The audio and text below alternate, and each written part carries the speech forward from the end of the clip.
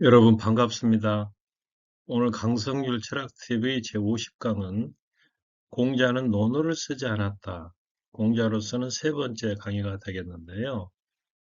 보통 공자 하면은 유학을 떠올리고 유학하면은 대표적인 책이 논어인데 이 논어를 공자가 쓰지 않았다.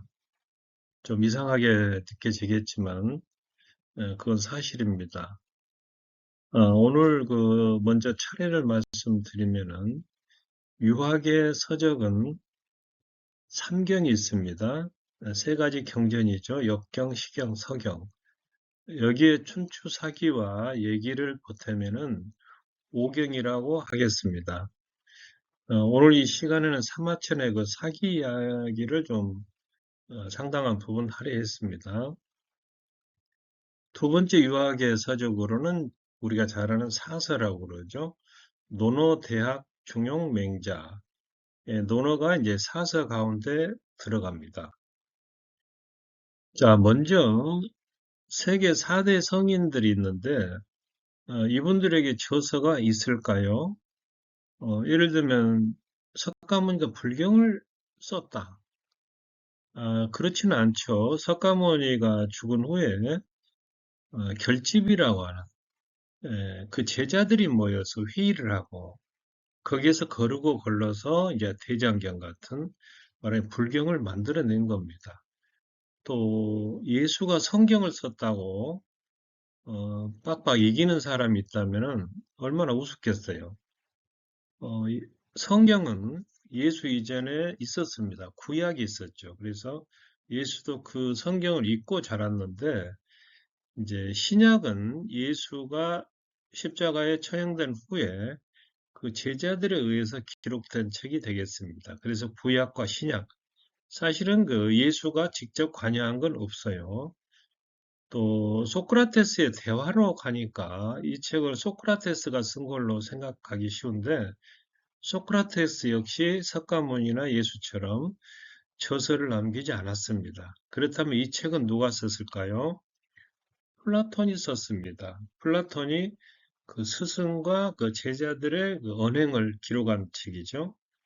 마찬가지로 이 노노라는 책은 공자가 쓴 게 아니고 그 공자와 그 제자들의 언행을 기록한 책입니다. 어, 어, 다만 이 네 사람의 성인 가운데서 공자만이 저서를 냈어요. 자기가 직접 썼다기보다도 되게 이제 역사적으로 내려온 어떤 문헌들을 편찬하고 정리하고 간추려서 낸 겁니다.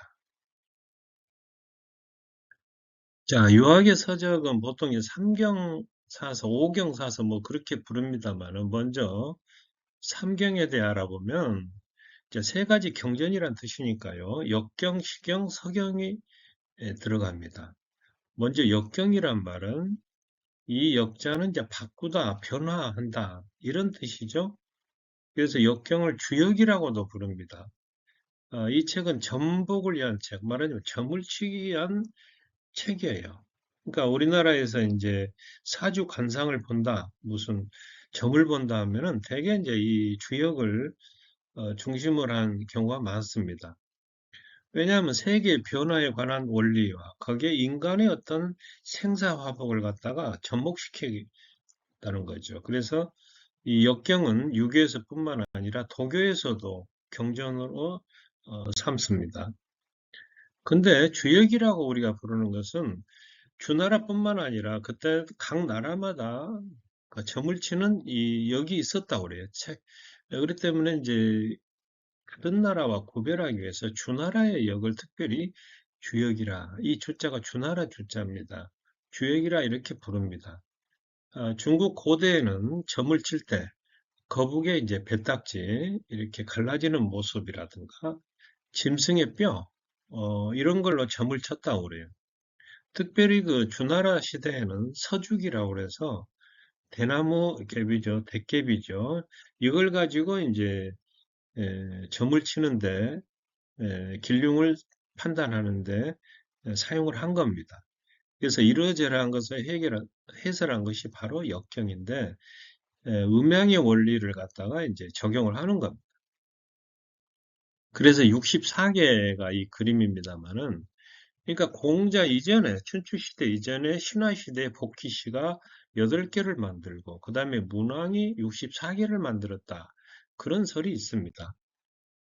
그 다음에 이제 역경 다음에 시경이 있는데, 시죠, 시가. 시와 노래를 모은 책입니다, 이 책. 그래서 본래 고대로부터 내려오는 3천여 편의 시를 공자가 305편 정도로 간추린 거죠. 그 다음에 서경은 중국 고대에 있었던 이제 정치 문서를 편집한 책인데요. 왕과 신하 간에 있었던 대화 내용이라든가 이런 것들, 이런 것들을 이제 공자가 편찬하고 정리하는데 관여했을 거다 이렇게 추측을 하고 있습니다. 그 다음에 삼경 외에 이제 오경에 춘추 사기가 들어가는데요. 춘추 시대 그 이전에 242년간의 노나라 사료를, 노나라는 이제 공자의 조국이죠. 노나라 사료를 정리해서 편년체로 엮은 역사책이 바로 춘추사기가 되겠습니다. 그래서 위정자들의 악을 막고자 어떤 교훈이나 훈계를 주는 역사 교과서로 편찬이 됐습니다. 그리고 바로 이러한 정신을 이어받아서 그 유명한 사마천이 사기라고 하는 그 유명한 역사서를 쓴 거죠. 그래서 이제 사마천의 사기가 어떻게 해서 나오게 됐는가? 이 과정을 살펴보니 전한, 전한나라 그 무제 시대 사마천이 쓴 책입니다. 기원 전 시대죠. 총 70권이 있는데 기원전 22세기로부터 기원전 2세기 말 자기 때까지 전한 무제 때까지 역사를 다루고 있습니다. 그래서 이제 이러한 것이 어떻게 해서 쓰게 됐는가? 흉노를 절벌하러 떠났던 장군 이릉입니다. 이릉이 폐하여서 그쪽 포로가 된 사건이 일어났습니다. 그러자 아주 이 무죄가 엄청 화가 난 거예요. 그래서 처벌하기 위해서 중신회의를 개최했는데 이게 이제 그 사마천의 그림이 되겠습니다. 다른 신하들은 대개 이릉의 가족 모두를 능지처참하자 이런 주장이 이제 막 득세를 한 거죠. 여기에서 잠깐 능지처참이 뭔가, 능지처참이라는 말을 많이 씁니다만은 이 찢어 죽이는 거열한과는 좀 다릅니다. 그보다 더 어떻게 보면 잔인하다고 해야 되는데 이 능지라고 하는 것은 말하자면 언덕을 천천히 오르내리 올라가는 것처럼 천천히 죽인다. 그래서 살 하나하나를 칼로 이렇게 떼어내서 죽을 때까지 서서히 죽게 하는 아주 극단적인 처형 방법인데 이 사진은 19세기죠. 프랑스 선교사가 중국에서 잡혀서 능지처참을 당하는 그 모습을 그린 겁니다. 어, 또 이와 비슷하게 우리가 생각하는 것이 거열형이라고 그래서 오마 분시라고도 하죠. 5마리 말이 끄는 사지와 머리를 그래서 서로 반대 방향으로 달리게 해서 찢어 죽이는 이거 이제 상항이라고 하는 말하자면 그 병가 아니 법가 사상가죠. 상항 아주 간신 중에 간신 상항이 거열형에 처해지는 장면을 그림으로 그린 겁니다. 우리나라에서는 고려시대 말에 이 제도가 없어졌어요, 다. 자, 그런데 사마천이 오히려 이릉의 충절과 용맹을 찬양하고 두둔하고 나서자 무지가 이제 엄청 화를 낸 거예요. 그래서 그때까지 이제 사마천이 맡고 있었던 태사랑의 직책에서 파면하고 감옥에 간 다음에 사형 선고를 내렸습니다. 자, 사형 선고를 받은 사람이 사형을 면하는 2가지 방법이 있었습니다. 첫째는 어마어마한 벌금을 내고 풀려나는 건데 그 돈이 얼마냐? 50만 전인데 당시 정병 말하면 정규 군인 5천 명을 1년 동안 먹이고 입히고 하는데 드는 비용이니까 상상을 초월하는 거죠. 그런데 태사령의 이 작은 아니 직책에 있었던 이 사마천이 이런 돈을 감당할 수가 없죠. 그러면 죽어야 되는데 그 다음에 이제 두 번째가 이제 궁형인데 궁형은 남자의 생식기를 자르는 또 잔인한 형벌입니다. 그래서 보통 이제 이런 사형 선고를 받게 되면은 죽는 길을 택합니다. 그 어떤 치욕스러운 궁형을 당하는 것보다. 그런데 이 사마천은 기꺼이 궁형을 선택한 거예요. 왜냐? 자기 아버지 때부터 내려온 역사적인 사명, 사기의 완성을 위해서 수치를 감수한 겁니다. 자기 아버지도 그 태사령이었는데 죽을 때 유언으로 사기를 완성하라는 이 유언을 아들에게 남겼어요. 자, 그래서 이제 고환이 제거되거든요. 이 궁형이라고. 그러면은 남자로서의 그 기능을 못하기 때문에 항상 보면은 사마천의 초상화에는 수염이 없다고 그래요. 이 궁형 당하는 모양입니다. 자, 그래서 이제 감옥에 궁형을 당하고 갇혀 있다가 기원전 97년에 감옥에서 나온 사마천은 말하자면은 그때부터 사기 집필에 전념을 해서 말하자면 사기를 완성하는 겁니다.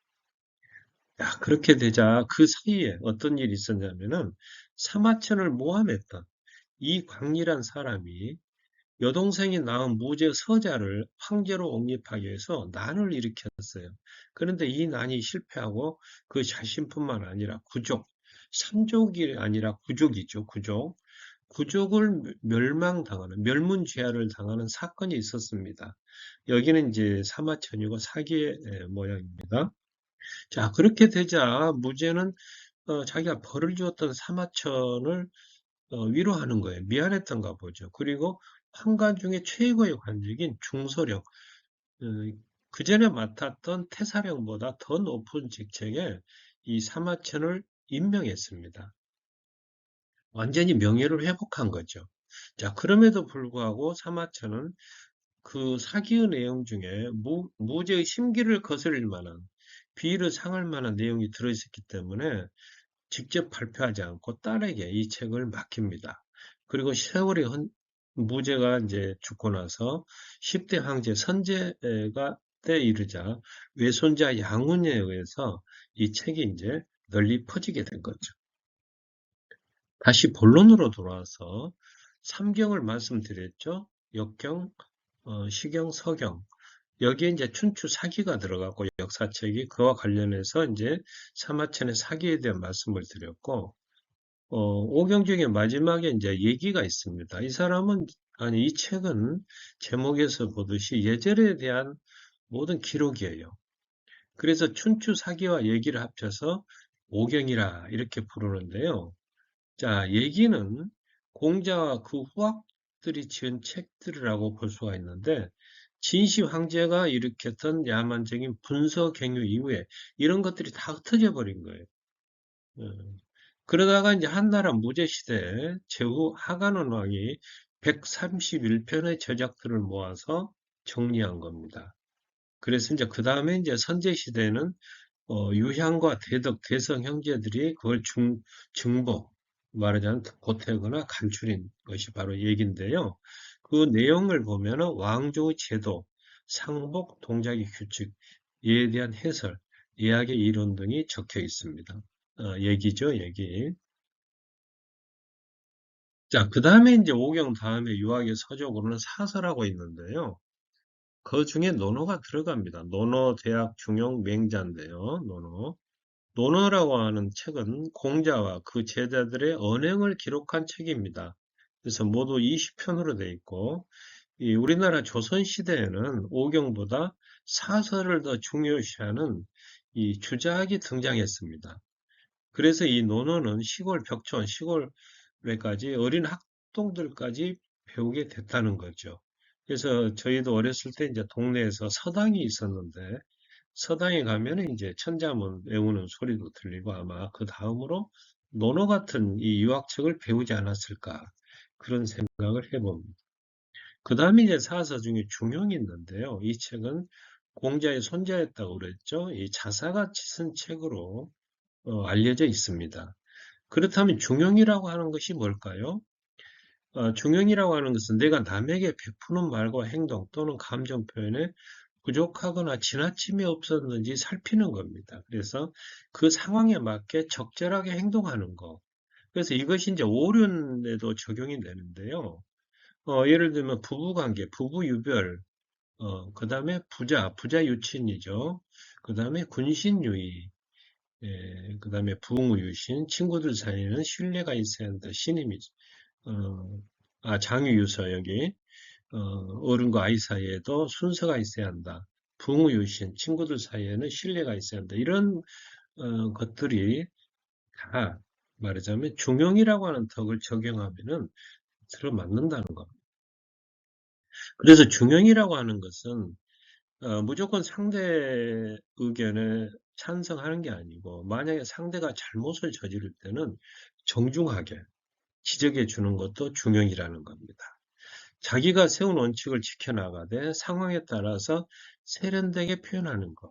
그러니까 성인이 이렇게 이것이 예다고 정해놨다 할지라도 그 시대와 나라의 사회에 따라서 다르게 적용해야 한다는 겁니다.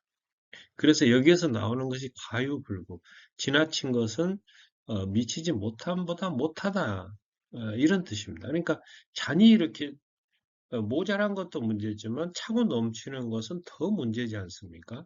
사람도 그래요. 좀 모자란 것도 좀 그렇지만 너무 잘나서 예를 들어 교만하거나 이런 것이 더 문제가 될 수 있죠. 또 그렇다고 해서 회색 분자처럼 가운데만 어느 한쪽에 치우치지 않는다고 해서 말해 가운데만 지켜나가는 것은 이것은 중용이 아니라는 겁니다. 그것은 비겁한 일이죠. 비겁한 행동입니다. 그리고 중용이라고 하는 것은 자기가 하기 싫은 일을 남에게 하지 말라. 기소불역 물시어인이라고 하는 유명한 황금률이 있어요. 유학에서. 이 말처럼 남을 타인을 나의 입장에서 바라보면은 이러한 모든 갈등에서 벗어날 수 있다는 거죠.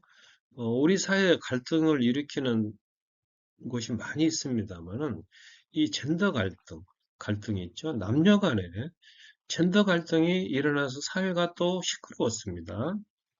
그 다음에 여기는 인종 혐오라고 스탑 아시안 헤이트라고 그래서 세계적으로 일어나고 있는 아주 그 비상식적인 행동, 이러한 것도 중용의 덕에 비춰보면 있을 수 없는 거죠. 자, 여기는 또 우리 사회가 진보냐 보수냐에 따라서 이렇게 갈라져서 사회가 분열과 갈등을 지금 겪고 있지 않습니까? 서로가 서로의 입장을 역지사지 입장에 돌아가면은 그때 이럴 필요가 없다는 거죠. 여기는 그 비극적인 그 중세 그 십자군 전쟁, 이것은 오늘날 그 일어나고 있는 하마스와 이스라엘 전쟁인데, 이러한 것들은 이제 종교적인 그 신념의 차이일 수도 있고, 여기는 또 이제 영토 문제를 둘러싼 그런 것일 수도 있습니다만은, 어찌됐거나 2000년 전에 말한 이 중용의 덕을 우리가 오늘날에도 현실에도 얼마든지 적용할 수 있고, 그러나 이 중용의 덕을 적용하는 것은 말처럼 쉽지가 않습니다. 그래서 중용이란 책이 사서 중에서도 제일 마지막에 배치되어 있는 것은 그만큼 중용의 덕이 어렵고 또 가장 중요하고 핵심적인 덕이다. 이런 걸 의미하고 있다고 볼 수가 있습니다. 그 다음에 대학이라고 하는데요. 이 책에 대해서는 원작자가 누구인지 정설은 없어요. 다만 주자라고 하죠. 주인은 증자가 누구냐면 이제 공자의 제자로서 효의 대명사입니다. 효자였다고 그러죠.